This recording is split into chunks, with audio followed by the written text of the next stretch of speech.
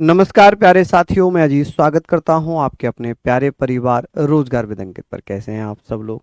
आशा करता हूं बहुत अच्छे होंगे, स्वस्थ होंगे, लाजवाब होंगे। तो जल्दी से लाइव आ जाइए, जुड़ जाइए मेरे साथ। हम लोग बात कर रहे हैं इतिहास की, और इतिहास में आज हम मौर्य वंश पढ़ेंगे, मौर्य साम्राज्य पढ़ेंगे, लेकिन हम लोग थोड़ा सा सिकंदर के बारे में भी चर्चा करेंगे। मैंने कल आप लोगों से कहा था सिकंदर के बारे में भी मैं आप लोगों को पढ़ाऊंगा। और एक चीज और, मैं मंडे से एक नया काम करने जा रहा हूँ। नया काम क्या, आपके प्रॉफिट के लिए, आपके फायदे के लिए। कि बहुत सारे बच्चे ऐसे हैं जो ये कहते हैं सर हम नोट्स तो बना लेते हैं लेकिन हमें रिवीजन का टाइम नहीं मिलता। और ये आप लोगों के लिए ही होगा। जैसे मान लीजिए मैंने आज कुछ पढ़ा दिया, अब आपको समय तो मिल नहीं पाया, फिर आप उसे याद कैसे करोगे? तो मैं ये सोच के चल रहा हूं कि आप लोगों को अब मैं क्लास में ही रिवाइज कराऊं। मान लीजिए जैसे मैंने एक स्लाइड पढ़ा दी, ठीक है, एक स्लाइड पढ़ा दी। नेक्स्ट स्लाइड पर उसी पहली वाली स्लाइड के मैंने क्वेश्चंस लिख लिए और उसको आप लोग लिखें। जैसे कि मैं मान लो मैं यहां पर लिखूं कि भारत पर आक्रमण करने वाला प्रथम शासक कौन था। ठीक है, तो यहां पर लिखा रहेगा, पहली स्लाइड पे मैंने लिखवा दिया था कि भाई डेरियस प्रथम था। नेक्स्ट स्लाइड पर होगा कि भैया भारत पर आक्रमण करने वाला प्रथम शासक कौन था, तो आप कहेंगे डेरियस प्रथम। आप लोग बोलेंगे, फिर आप लोग लिख लेंगे, है ना? तो उससे क्या होगा, आपका रिवीजन होता चलेगा, रिवीजन होता चलेगा। और पीडीएफ से जब हम उसका रिवीजन भी साथ के साथ करेंगे, मान लीजिए एक स्लाइड मैंने पढ़ ली, दूसरी स्लाइड पर मैंने उसी का रिवीजन आपके साथ करा दिया, तो मैं मान के चलता हूं कि आपको उसको याद हो जाएगा। क्योंकि हाथ से मैं लिख रहा हूं तो बहुत लंबा समय जा रहा है और हमें सिलेबस भी खत्म करना है और आपको याद भी कराना है। तो भाई एक तरीका हम देखते हैं, मुझे 3 दिन दीजिए, मंडे, ट्यूसडे, वेडनेसडे। अगर आपको लगता है कि हाँ जी मजा आ रहा है, याद हो रहा है साथ के साथ में, तो प्लीज कंटिन्यू करेंगे। अगर आपको लग रहा है कि जी मजा नहीं आ रहा, याद नहीं हो पा रहा, फिर आप जैसे कहोगे हम वैसे कर लेंगे। बताओ, इसमें किसी को कोई दिक्कत तो नहीं होगी? मान लीजिए मैंने यहां पर आपको एक स्लाइड पढ़ा दी, पूरी स्लाइड मैंने आपको करा दी, फिर नेक्स्ट स्लाइड पर केवल की लिखी रहेंगी, जैसे कि मौर्य वंश है, मौर्य वंश का संस्थापक यहां लिखा रहेगा। संस्थापक पहले मैंने बता दिया, मौर्य वंश का संस्थापक चंद्रगुप्त मौर्य, उसके पिता का नाम, उसकी माता का नाम, उसकी बीवी का नाम, उसके आक्रमण मैंने पूरे पढ़ा दिए। नेक्स्ट स्लाइड पर मैं क्या करूंगा, कि ये मैंने लिख दिए कि भाई पिता, संस्थापक, माता और ये। अब आप लोगों को उसके आंसर लिख लें अपने उसमें। तो प्लीज ये चीज आप लोग 3 दिन करके देखिए, मात्र 3 दिन। मैं आपसे ज्यादा टाइम भी नहीं मांग रहा हूं, मैं मात्र आपसे 3 दिन मांग रहा हूं। अगर 3 दिन आपने पढ़ लिया ना, यकीन मानना आपको वो याद हो जाएगा। फिर आपको बहुत ज्यादा टाइम की दिक्कत भी नहीं होगी, फिर आप ये भी नहीं कहोगे कि भाई हमें रिवीजन का नहीं मिल रहा, ये नहीं मिल रहा, क्योंकि फिर आपका क्लास में ही रिवीजन होता रहेगा। फिर हर पॉइंट को हम क्लास में ही पढ़ते रहेंगे। ठीक है, चलिए हम लोग यहां पर पढ़ रहे थे, हम लोग बात करेंगे सिकंदर के आक्रमण की। कि भैया सिकंदर के बारे में हम लोग बात करेंगे, सिकंदर।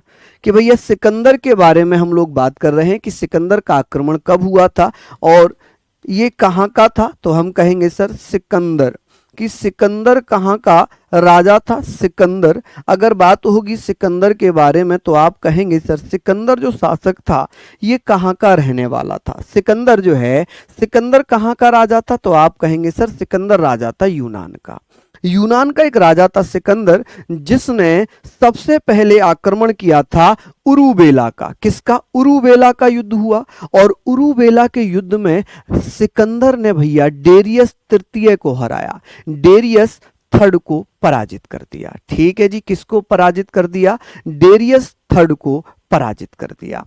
ठीक है भैया, हम लोग यहां पर बात करेंगे कि भैया ये बताइए कि ये कहां का रहने वाला था। पहले हम सिकंदर के बारे में बात करेंगे कि सर ये बताएं सिकंदर कहां का रहने वाला था। तो सिकंदर मकदूनिया का रहने वाला था। कहां का? मकदूनिया। और मकदूनिया कहां पड़ता है? आप कहेंगे मकदूनिया, मकदूनिया में एक जगह मेसोडोनिया का राजा हुआ करता था, रूलर ऑफ मेसोडोनिया। ठीक है, मकदूनिया को ही मेसोडोनिया के नाम से हम जान सकते हैं। ठीक है जी, तो आप कहेंगे सर मेसोडोनिया का शासक था, मेसोडोनिया का शासक था। ये भी आप लोग पढ़ेंगे, कहां का शासक था? मेसोडोनिया का शासक था, शासक था।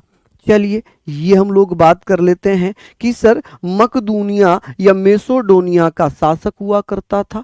तो मकदूनिया की बात होगी कि सर कौन था ये, आप कहेंगे सर ये मकदूनिया। क्या लिखेंगे भैया इसको, मकडोनिया। आप कहेंगे सर मकडोनिया। ठीक है जी, मकडोनिया इसको आप लोग लिख लेंगे। ठीक है, मकडोनिया की स्पेलिंग एन यहाँ पर लिखा रहता है। और मकदूनिया का शासक था। रूलर कहाँ का था भैया, रूलर ऑफ मेसोडोनिया। कहाँ का था जी, मेसोडोनिया। ठीक है जी, आप कहेंगे सर कहाँ का था जी, ये मेसोडोनिया का शासक हुआ करता था, रूलर ऑफ मेसोडोनिया।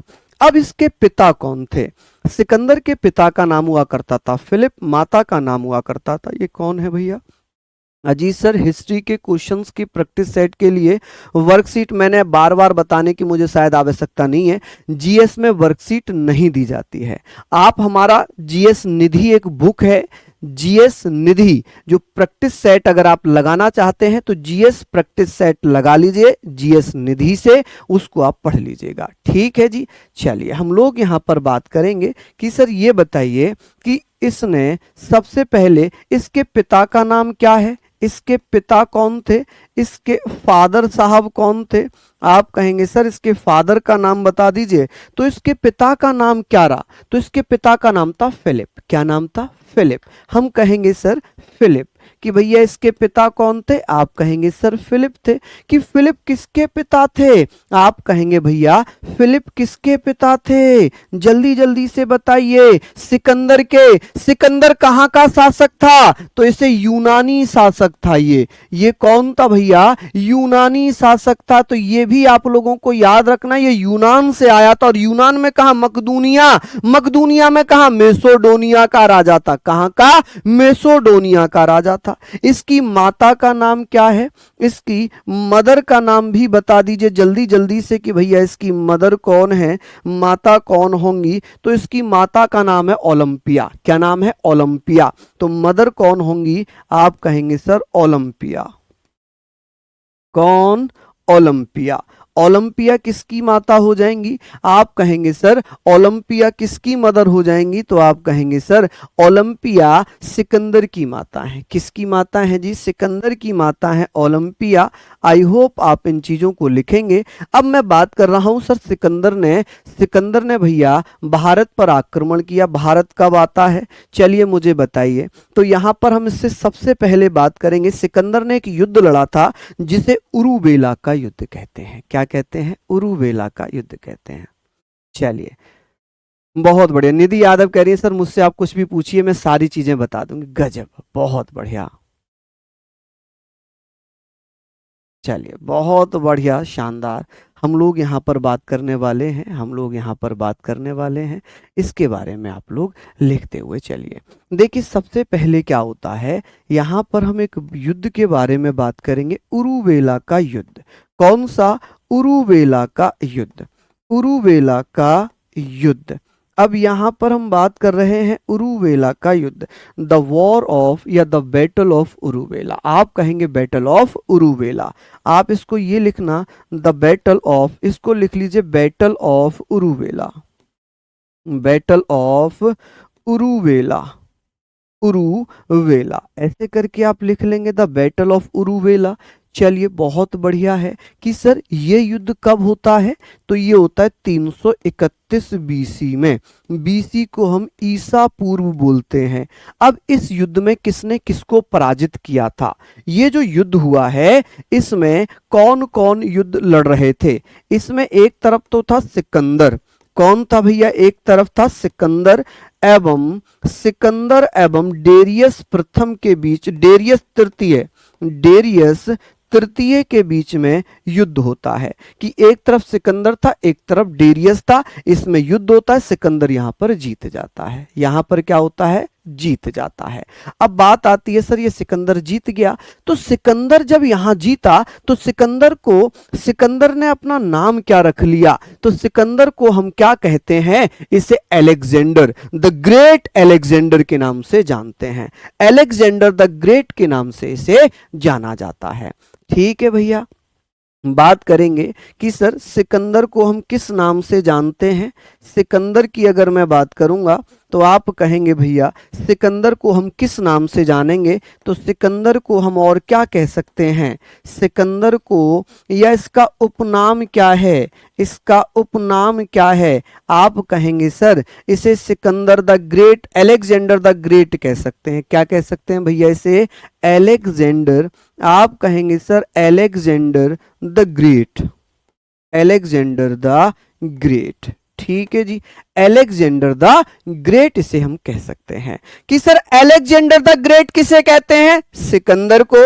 उरुवेला का युद्ध कब हुआ था, तो 331 बीसी में। अच्छा, इस युद्ध को और किस नाम से जाना जाता है, इसे गोगामाला का युद्ध भी कहते हैं, इसे गोगामाला का युद्ध भी कहा जाता है। ठीक है जी, क्या कहते हैं, गोगामाला का युद्ध भी कहते हैं। अब मान लो जो मैं आपको एक्सपेरिमेंट बता रहा हूं जो आपके लिए बहुत ज्यादा फायदेमंद है, जिसमें मैंने ये सारी चीजें लिखवा दी, नेक्स्ट पेज पर क्या लिखा रहेगा कि सिकंदर कहां का था, मेसोडोनिया का शासक, उसके पिता, उसकी माता, उरुवेला का युद्ध और नोट, ये लिखा रहेगा। फिर मैं आपको रिवाइज कराऊंगा, मेसोडोनिया का शासक था, पिता फिलिप थे, माता ओलंपिया थी, बैटल ऑफ उरुवेला 331 बीसी में हुआ था जिसमें सिकंदर ने डेरियस तृतीय को हराया था।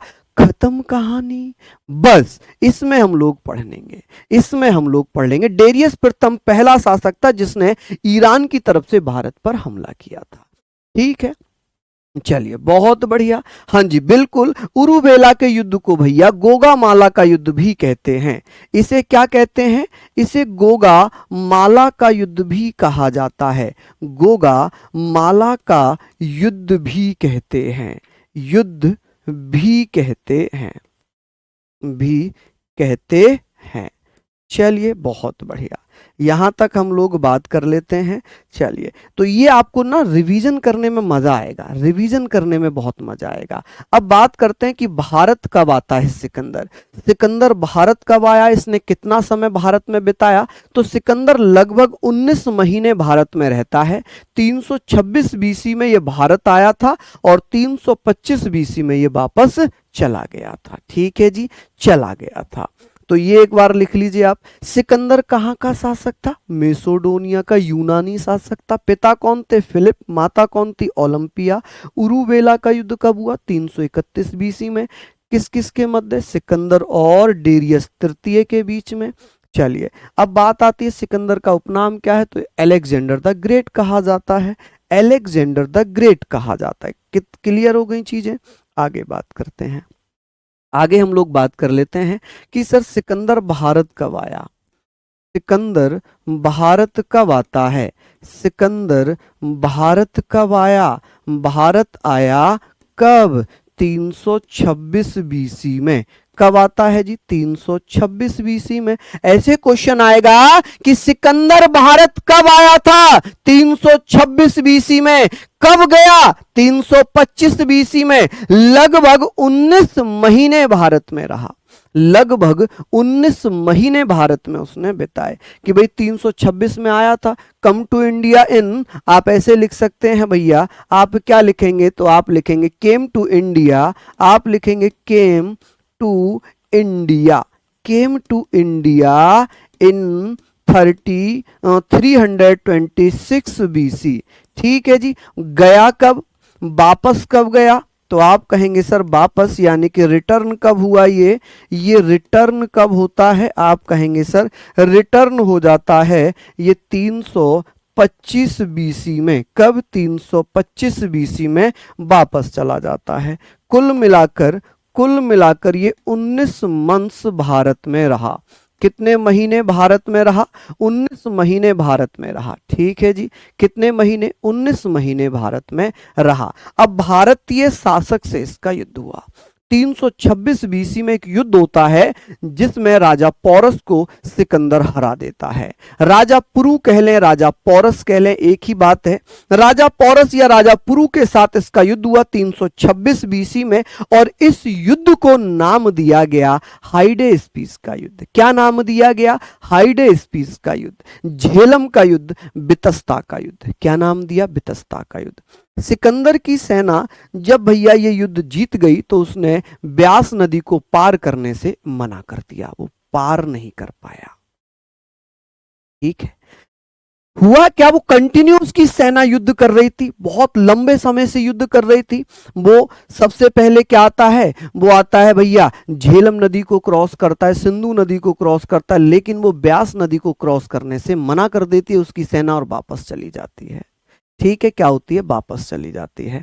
अब बात करेंगे यहां पर कि भैया सिकंदर की सेना ने यानी कि यहां पर एक बहुत इंपॉर्टेंट युद्ध है जिसे हम बोलते हैं 326 बीसी में एक युद्ध हुआ है जिसे हम हाइडे स्पीस का युद्ध कहते हैं। हाइडे स्पीस का युद्ध कहेंगे, हाइडे स्पीस का युद्ध कह सकते हैं, इसे झेलम का युद्ध कह सकते हैं। किसका, झेलम का युद्ध कह सकते हैं, झेलम का युद्ध कह सकते हैं, झेलम का युद्ध। ठीक है जी, या इसे हम झेलम का युद्ध कहेंगे या इसे हम बितस्ता का युद्ध कहेंगे। बितस्ता, क्या कहेंगे, बितस्ता। आप ऐसे लिख सकते हैं कि सर इसे हम बितस्ता का युद्ध कहेंगे, बितस्ता। बितस्ता लिखना, बितिस्ता मत लिखना, बितस्ता का युद्ध। ठीक है जी, का युद्ध ऐसे करके आप लोग लिखिएगा कि सर हाइडे स्पीच का युद्ध कब होता है, तो वॉर ऑफ हाइडे स्पीच, इसको आप ऐसे लिखेंगे इंग्लिश में, वॉर ऑफ हाइडे स्पीच। ठीक है, लिख लेंगे ना भैया, किसी को कोई दिक्कत तो नहीं आएगी। हाइडे स्पीच क्लियर है, यहां तक बताएं, स्पीच। ठीक है, अच्छा झेलम का युद्ध, वॉर ऑफ झेलम कह सकते हैं, वॉर ऑफ झेलम कह सकते हैं। क्या कह सकते हैं भैया, वॉर ऑफ झेलम कहा जा सकता है। ठीक है, वॉर ऑफ झेलम इसको लिख सकते हैं और झेलम में यू बनाइएगा। अच्छा, इसको वॉर ऑफ बितिस्ता कह सकते हैं, वॉर ऑफ बितिस्ता, ऐसे करके आप लोग इसको लिख सकते हैं, बितिस्ता। बितस्ता का युद्ध होता है, कि बितस्ता का युद्ध कब होता है, तो आप कहेंगे कि वॉर ऑफ बितस्ता कब होता है। ठीक है, झेलम वॉर भी इसको लिखा जा सकता है, बितस्ता वॉर भी इसको लिखा जा सकता है। अब इस युद्ध में किसने किसको पराजित किया था, बहुत इंपॉर्टेंट बन जाता है, बहुत महत्वपूर्ण ये बन जाता है, इसको आप लोग लिख लेंगे, इसको आप लोग यहाँ पर लिख लेंगे। चलिए मैं यहाँ पर बता रहा हूँ, इसमें भैया सिकंदर ने किसको हराया था, सिकंदर एवं किस किस के मध्य हुआ था ये, सिकंदर एवं राजा पोरस, राजा पोरस। अच्छा, पोरस को और क्या कह सकते हैं, पोरस या पुरु, पुरु या पोरस को हम कह सकते हैं कि इनके मध्य ये युद्ध लड़ा जाता है। राजा पुरु और किसके साथ, सिकंदर के साथ ये युद्ध हुआ था। अब इसमें क्या होता है, अब इस युद्ध में क्या होता है, राजा पुरु हार जाता है, राजा पुरु यहां पर हार जाता है, पोरस की हार हो जाती है, लेकिन बाद में सिकंदर और राजा पोरस के मध्य समझौता हो जाता है, एक ट्रीटी हो जाती है और इस संधि का परिणाम ये होता है कि वो राजा पोरस के जीते हुए प्रदेश राजा पोरस को देकर चला जाता है। क्या हो जाता है, चला जाता है। ठीक है जी, तो इसमें भैया इनकी क्या हो गई, हार हो गई। क्या हो गई, हार, ये भैया जीत गया, इसकी क्या हो जाती है, जीत जाता है, ये वॉन वॉन कर लेता है, इस युद्ध को जीत लेता है। ठीक है, चलिए अब बात करते हैं कि यहाँ पर हमने पढ़ लिया, हमने यहाँ पर पढ़ लिया, चलिए बहुत बढ़िया, चलिए बहुत बढ़िया, शानदार, लाजवाब, ये हम लोग लिखेंगे भैया 325 में थोड़ी आया था। चलिए बहुत बढ़िया, किसी को कोई समस्या तो नहीं है कि वापस कब गया, 325 बीसी में वापस गया था, लेकिन जब 326 बीसी में आया था तो उसने एक युद्ध किया था, एक युद्ध किया था। चलिए हम बात करते हैं कि सिकंदर की सेना ने, नोट में लिख लेना यहाँ पर कि कौन सी नदी को पार करने से मना कर दिया था। आप कहेंगे सर सिकंदर की सेना ने, किसने, सिकंदर की सेना ने, यहां पर आप लिखना सिकंदर की सेना ने कौन सी नदी को पार करने से मना कर दिया था, सिकंदर की सेना ने झेलम नदी को, सॉरी ब्यास नदी को पार करने से मना कर दिया, ब्यास नदी को पार करने से मना कर दिया। क्या कर दिया जी, पार करने से मना कर दिया, करने से मना कर दिया, क्या कर दिया, मना कर दिया। ये भी आप लोग लिखिएगा, मना कर दिया। यहां तक हम लोग पढ़ेंगे। अब बात आती है कि सर ये बताइए, अलेक्जेंडर्स आर्मी रिफ्यूज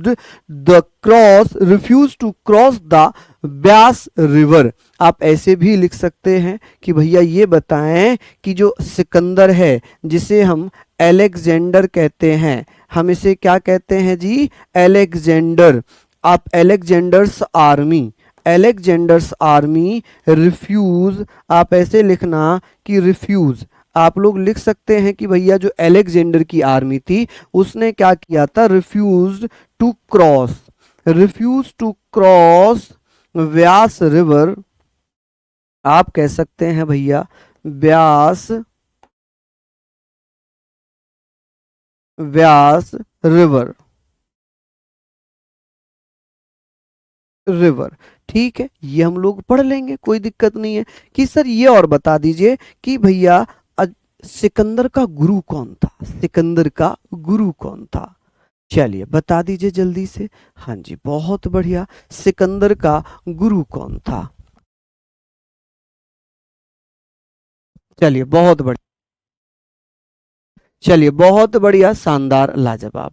हम लोग यहाँ पर बात कर रहे हैं, यहाँ पर हम लोग बात करेंगे, ये सारी चीज़ों को मैं आपको कराता हुआ चलूंगा। नोट डाउन कर लीजिए कि सिकंदर भारत कब आया, 326 बीसी में। 326 बीसी में कौन सा युद्ध लड़ा, हाइडे स्पीच का। हाइडे स्पीच को और क्या कहते हैं, आप कहेंगे झेलम का युद्ध कहते हैं, बितस्ता का युद्ध कहते हैं। किसको हराया था सिकंदर ने, राजा पोरस को। राजा पोरस को किस नाम से जानते हैं, तो पुरु के नाम से जानते हैं। वापस कब गया सिकंदर, 325 बीसी में चला गया। भारत में कितने समय तक रुका, 19 महीनों तक रुका। कितने महीनों तक, 19 महीनों तक रुका। चलिए यहां पर हम लोग बात करेंगे, ठीक है जी। चलिए बहुत बढ़िया, शानदार, आगे हम लोग बात कर लेते हैं।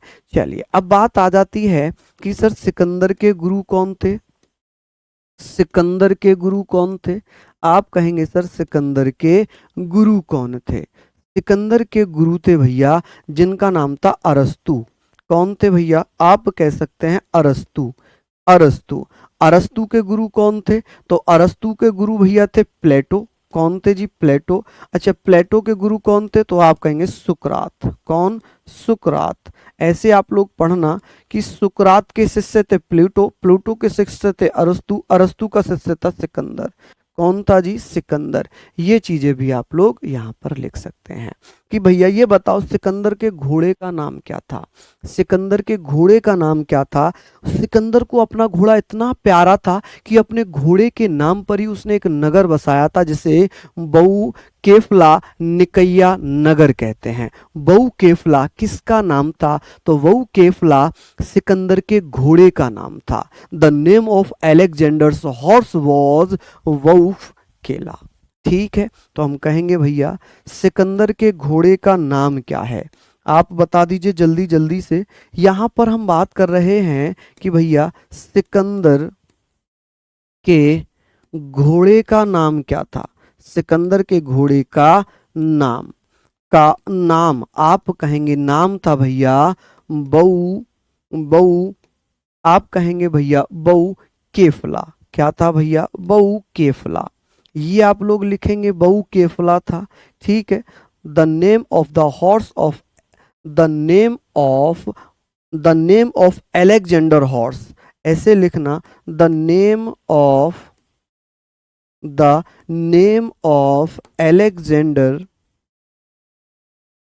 अलेक्जेंडर्स हॉर्स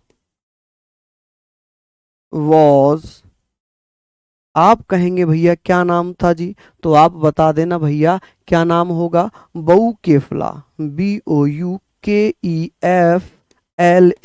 आप ऐसे करके लिख लीजिए, ऐसे करके लिख लीजिए भैया। अच्छा, अपने घोड़े के नाम पर ही उसने एक नगर की स्थापना की थी, कि जो इसका घोड़ा था इस घोड़े के नाम पर एक नगर की स्थापना की थी, एक टाउन बनाया था, एक टाउन की स्थापना की, एक नगर स्टैब्लिश किया। कि भैया कौन सा नगर स्टैब्लिश किया है, तो आप लोग बताइए भैया कौन सा नगर स्टैब्लिश्ड किया था। तो यहाँ पर हम लोग बात कर लेंगे, आप लोग मुझे यहाँ पर बताएं कि सर कौन सा नगर स्थापित किया था, तो आप कहेंगे सर बहुकेफला निकैया। कौन सा भैया? बहुकेफला। बहुकेफला केफला निकैया। निकैया नगर की स्थापना की थी, किसके नाम पर? अपने घोड़े के नाम पर। यानी कि आप कहेंगे सर ये BO है, BOUKEFLA, निकैया, NIKAI/A। ठीक है जी, इसको आप लोग यहाँ पर लिख लीजिए। चलिए, अब भैया सिकंदर की मृत्यु कब हो गई थी? सिकंदर की मृत्यु कब हो गई थी? आप कहेंगे सर सिकंदर की डेथ कब हो जाती है, इसकी मृत्यु कब हुई थी और कहां पर हुई थी? ये भी क्वेश्चन पूछा गया है कि सिकंदर की मृत्यु 323 BC में होती है। कब होती है? 323 BC में बेबीलोन में हो जाती है। कहां पर? बेबीलोन में मृत्यु हो जाती है, बेबीलोन। ठीक है जी, कहां पर? बेबीलोन में मृत्यु होती है। और बेबीलोन कहां पड़ता है? इराक में पड़ता है। कहां पड़ता है जी? ये इराक में पड़ता है। ठीक है जी, बेबीलोन में मृत्यु हो जाती है। बेबीलोन एक स्थान है, कहां पड़ता है? इराक में। चलिए चलिए, बहुत बढ़िया, शानदार। क्या ये सारी चीजें आप लोग लिख लेंगे? चलिए, क्या ये सारी चीजें आप लोगों ने लिख लिया? हम लोग बात करते हैं, ये हमने पढ़ लिया। अब जो 5-10 मिनट का अगर मैं PDF से चाहता, तो आप लोग चाहते तो मैं इसको बहुत जल्दी कवर करता और याद करा देता। ये मैं गारंटी दे रहा हूं। मैंने आपसे केवल 3 दिन मांगे हैं। दिल से अगर आपने 3 दिन मेहनत कर ली, मंडे, ट्यूसडे, वेडनेसडे, आप थर्सडे में खुद बोलोगे कि भैया आप जैसे पढ़ा रहे हो वैसे पढ़ाओ, मजा आ रहा है पढ़ने में। क्योंकि मैं जानता हूं आपको टाइम नहीं मिल पा रहा, रिवीजन का नहीं मिल पा रहा। बहुत सारी क्लासेस हो रही हैं, बहुत सारी क्लासेस हो रही हैं। सर उल्टा कैसे जाएगा BC? भैया ये तो बड़ा समस्या है। मैं बार बार एक ही चीज़ थोड़ी बताता रहूँगा कि बिफोर क्राइस्ट हमेशा उल्टा चला है, बिफोर क्राइस्ट हमेशा उल्टा चलता है। ठीक है, बिफोर क्राइस्ट BC का मतलब ही उल्टा चलना है। ठीक है, अब एक ही चीज़ को अगर बार बार बोलोगे तो फिर दिक्कत हो जाएगी। ठीक है जी, चलिए हमने लिख लिया यहाँ पर। अब बात करेंगे हम मौर्य साम्राज्य की। हम बात कर रहे हैं मौर्य साम्राज्य। हम यहाँ पर मौर्य साम्राज्य के बारे में बात करेंगे, मौर्य वंश के बारे में बात करेंगे, मौर्य डायनेस्टी के बारे में हम बात करने वाले हैं। मौर्य डायनेस्टी, आप कहेंगे सर मौर्य डायनेस्टी। चलिए, मौर्य डायनेस्टी के बारे में हम लोग चर्चा करेंगे कि सर ये बताएं मौर्य डायनेस्टी कब से कब तक है, कब से कब तक रही है। देखिए मैंने कहा था कि 322 या 323 हमने पढ़ा था कि चंद्रगुप्त मौर्य ने घनानंद की हत्या कर दी। क्या कर दी? धनानंद की हत्या कर दी। जब धनानंद की हत्या हो गई तो भैया चंद्रगुप्त मौर्य ने 322 BC में अपने एक नए वंश की स्थापना की जिसका नाम था मौर्य। इसने नाम क्यों रखा मौर्य? क्योंकि चंद्रगुप्त मौर्य की माता का नाम था मयूर या मूर। तो मूर जिसे संस्कृत में मयूर कहते हैं, मयूर से बना मौर्य। ठीक है, मयूर मतलब मोर, मोर से बन गया मौर्य। तो अपनी माता मूर के नाम पर अपने वंश का नाम मौर्य वंश कर दिया। ठीक है जी, चलिए बहुत बढ़िया, चलिए बहुत शानदार। लिख लीजिए आप लोग यहाँ पर, लिख लीजिए आप लोग भैया। हाँ जी, बहुत बढ़िया, शानदार। अब बात ये आती है, बात ये आ जाती है कि मौर्य वंश को मैं यहाँ पर 322 लिखूं, 323 लिखूं, तो आप 322 BC से 185 BC पढ़ लीजिए। क्योंकि कहीं कहीं ये 323 BC से 323 BC से 184 BC भी दिया हुआ है। ठीक है, लेकिन आप इसको पढ़ लीजिए क्योंकि यही है एग्जाम में अधिकतर पूछा गया। हालांकि ये भी पूछा है लेकिन ये बहुत कम माइनर केसेस में पूछा है। तो आप लोग इसको याद करिए कि मौर्य वंश 322 BC से लेकर 185 BC तक रहता है। अब बात आती है मौर्य वंश का संस्थापक कौन था। मौर्य वंश का संस्थापक कौन था? मौर्य वंश का संस्थापक कौन था? मैंने एक कहानी आपको सुनाई थी। संस्थापक है या भैया इसका फाउंडर है? कि मौर्य वंश का संस्थापक कौन था? आप कहेंगे सर मौर्य वंश का संस्थापक था जिसका नाम था चंद्रगुप्त मौर्य। चंद्रगुप्त मौर्य ने अपने गुरु चाणक्य के अपमान का बदला लिया और धनानंद जो नंद वंश का शासक था, नंद वंश के अंतिम शासक धनानंद की हत्या कर दी। नंद वंश का संस्थापक कौन था? आप कहेंगे महापदम नंद था।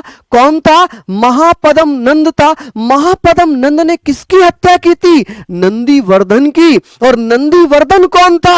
आप कहेंगे शिशुनाग वंश का संस्थापक था। शिशुनाग वंश के संस्थापक शिशुनाग ने किसकी हत्या की थी? आप कहेंगे नागदशक की। और नागदशक की हत्या की। नागदशक कौन था? नागदशक भैया हर्यक वंश का संस्थापक था। हर्यक वंश का संस्थापक कौन था? बिंबिसार। बिंबिसार हर्यक वंश का संस्थापक था। तो हर्यक वंश का अंतिम शासक कौन था? नागदशक। नागदशक की हत्या किसने की थी?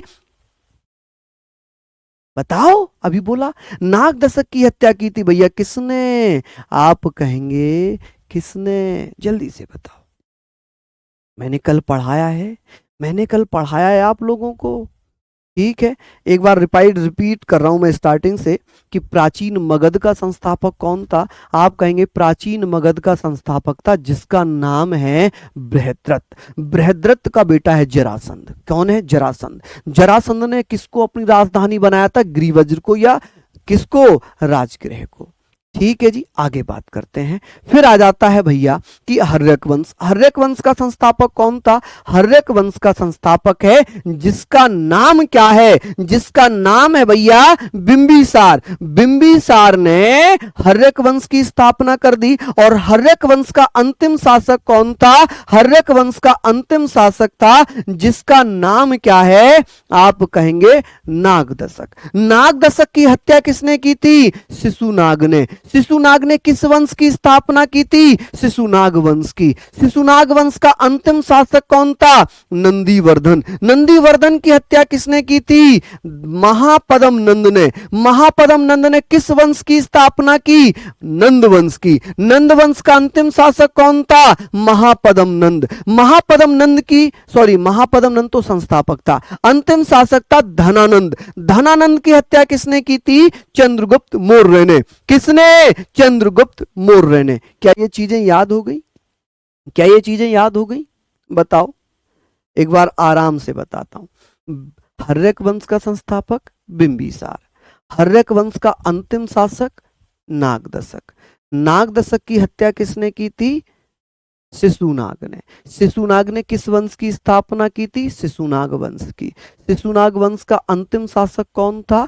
नंदीवर्धन। नंदीवर्धन की हत्या किसने की थी? महापदम नंद ने। महापदम नंद ने किसकी स्थापना की थी? नंदवंश की। नंदवंश का अंतिम शासक कौन था?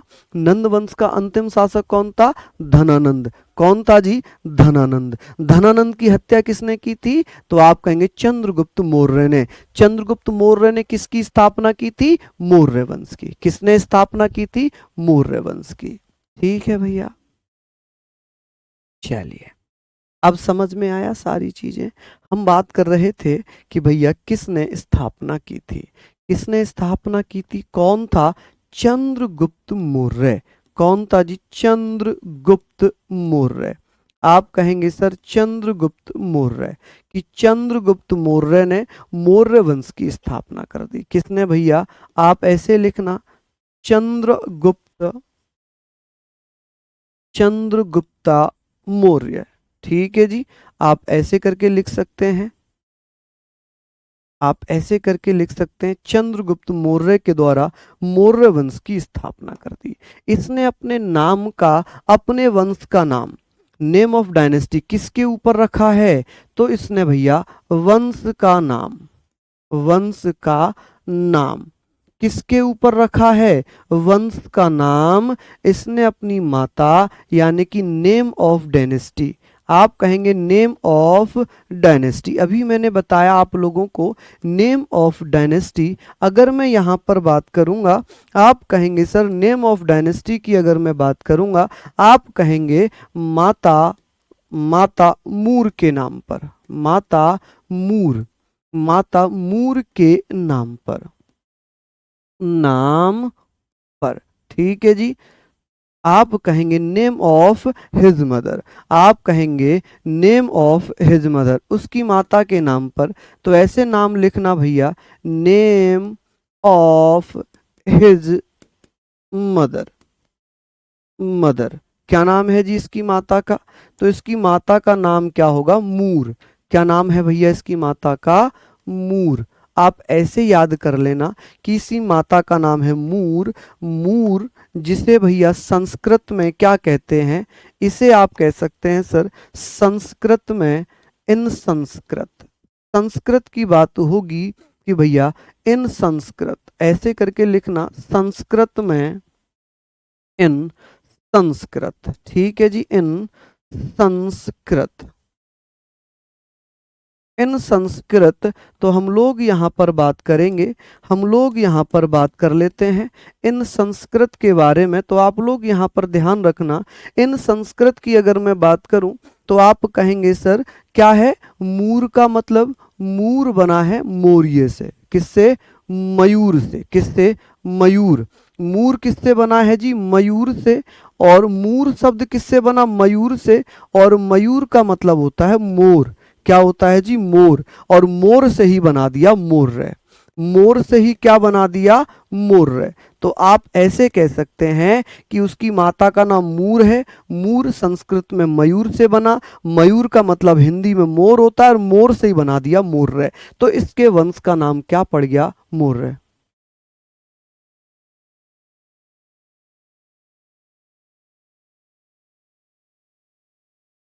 बहुत बढ़िया, चलिए बहुत शानदार, लाजवाब। हाँ जी, बहुत शानदार।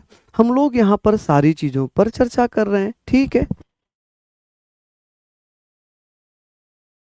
चलिए सारी चीजें हम लोगों ने पढ़ ली, ये सारी चीजें हम लोगों ने पढ़ ली। आगे हम लोग बात करते हैं, यहाँ पर हम लोग बात करते हैं, इसके बारे में हम लोग चर्चा कर लेते हैं। चलिए बहुत सिंपल सी चीजें हैं, बहुत सिंपल सी चीजें हैं। अब चर्चा आती है सर, ये बताइए। चलिए बहुत शानदार। हम बात कर रहे हैं सर राजधानी क्या बनाई? चंद्रगुप्त मौर्य ने अपनी राजधानी किसको बनाया था? तो चंद्रगुप्त मौर्य ने अपनी राजधानी किसको बनाया था? राजधानी, कैपिटल किसको बनाया?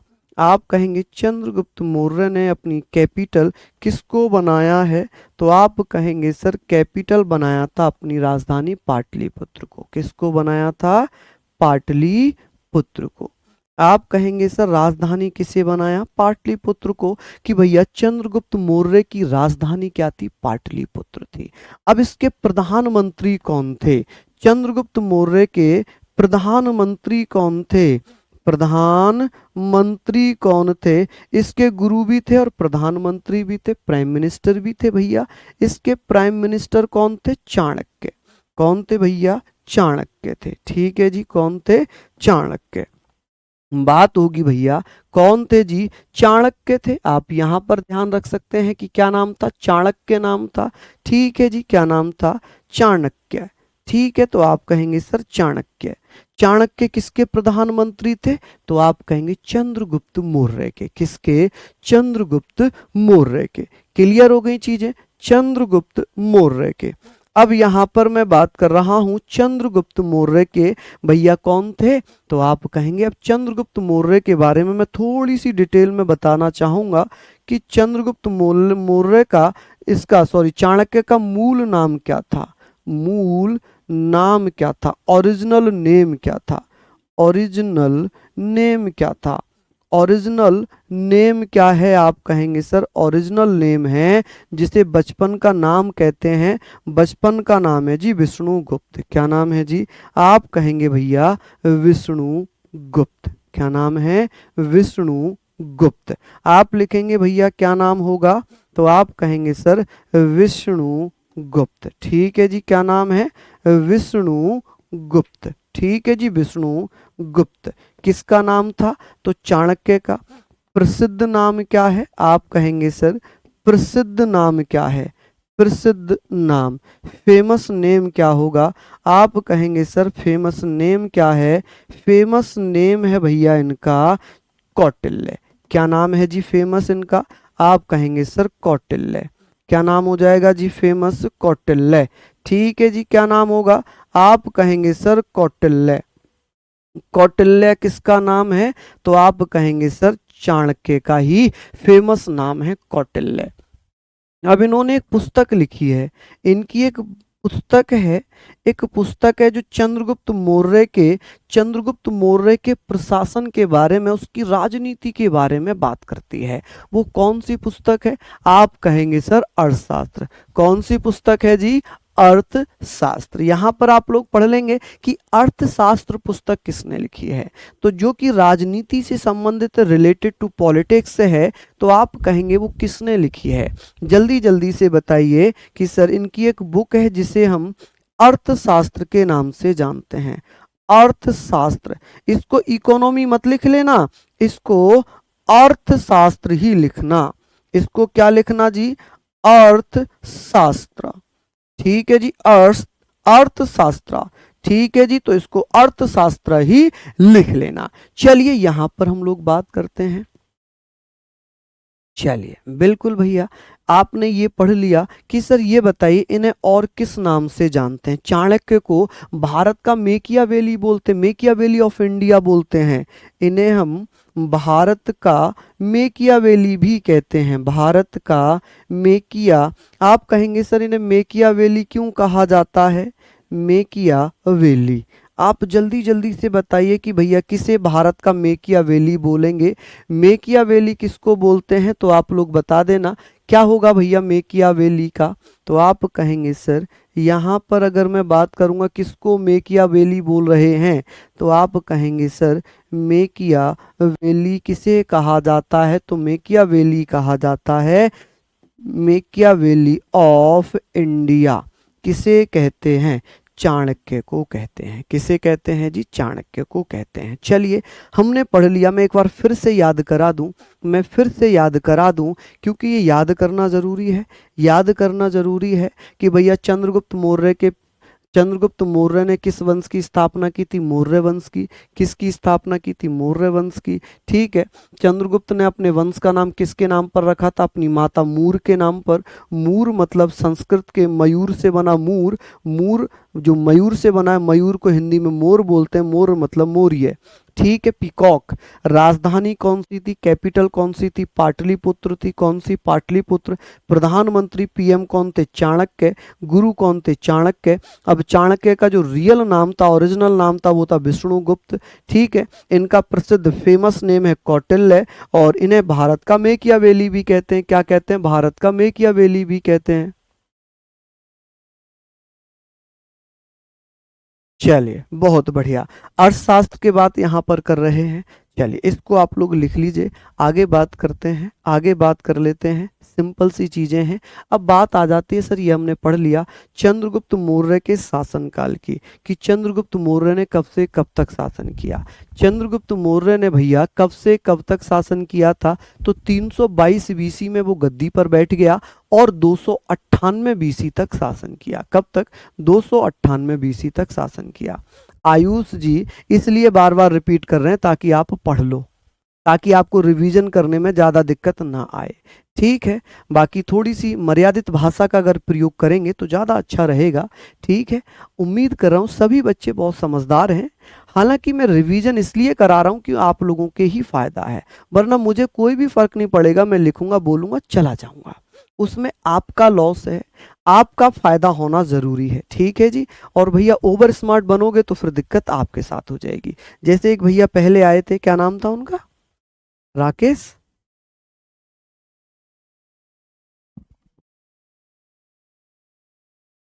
चलिए, उनको शायद यही तहजीब नहीं थी क्या बात करनी है, किससे बात करनी है। इससे पहले एक भैया थे, है ना, कोई बात नहीं, हो सकता है उनके यही संस्कार रहे होंगे घर में।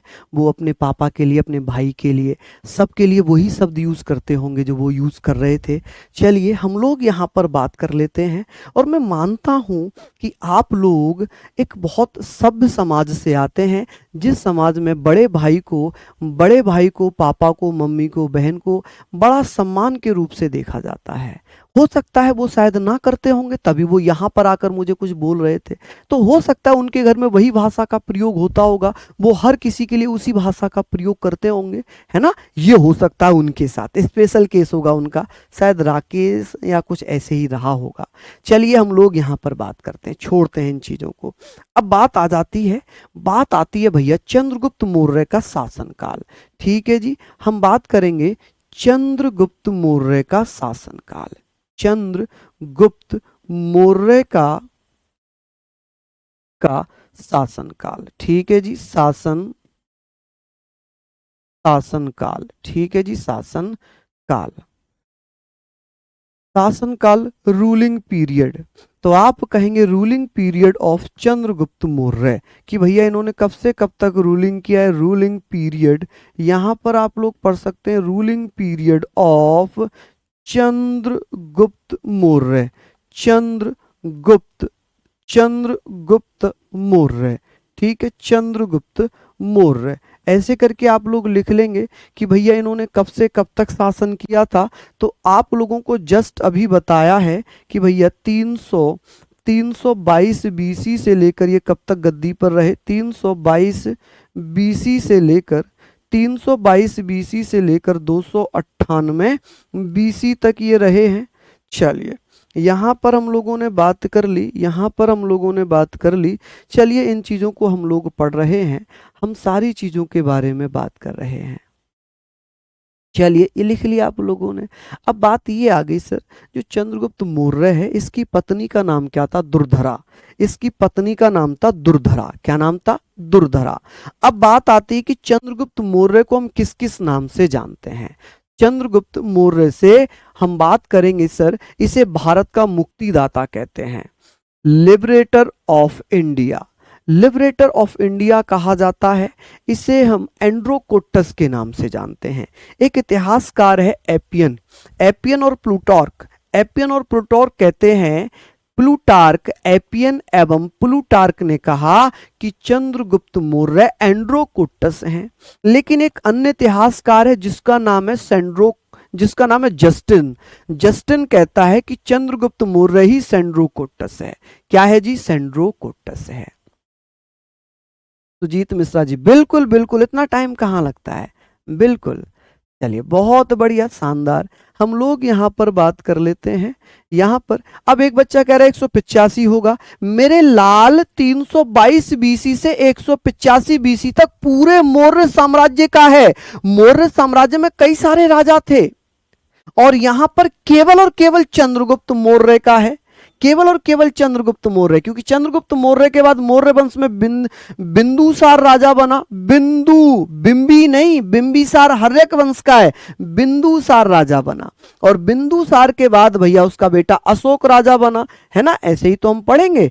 चलिए हमने यहां पर पढ़ लिया कि सर ये बताइए इसकी पत्नी कौन थी, इसकी पत्नी वाइफ कौन थी। आप कहेंगे सर इसकी वाइफ का क्या नाम है, इसकी वाइफ का नाम मुझे बताएं कि सर दुर्धरा। क्या नाम था जी, दुर्धरा। आप कहेंगे सर इसकी वाइफ का नाम था दुर्धरा।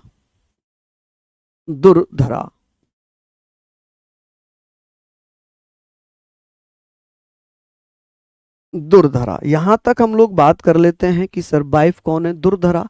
चलिए बहुत बढ़िया, हम बात करेंगे सर वाइफ है दुर्धरा। अब चंद्रगुप्त मौर्य के अन्य नाम क्या हैं, अन्य नाम क्या हैं, अन्य नाम। यहां पर हम पढ़ेंगे अदर नेम के बारे में। इसके बारे में अदर नेम हम लोग यहां पर पढ़ने वाले हैं। अदर नेम हम लोग पढ़ेंगे। ये मैं कल स्टार्ट करूंगा, मंडे में स्टार्ट करूंगा। यहां तक आप लोग इसको लिख लो और मैं मंडे से आपको क्लास में ही याद कराने के बारे में बात करूंगा। ठीक है जी, चलिए बहुत बढ़िया। क्या ये सारी चीज़ें आपको समझ में आई, और मैं आशा करूंगा कि आपको समझ में आई होंगी। मैं यहाँ से कल नहीं मंडे में स्टार्ट करूंगा और मैं कोशिश करूंगा कि आपको क्लास में ही याद हो जाए। तो सभी को बहुत बहुत धन्यवाद। लास्ट में एक ही चीज़ कहूँगा कि भैया जितने प्यार से, जितने अच्छे से, जितने सम्मान से आप पढ़ोगे उतना अच्छा है, वरना टेक्निकल टीम हमारी बहुत तेज है, आप समझदार हैं। चलिए बहुत बहुत धन्यवाद, नमस्कार, जय हिंद, जय भारत।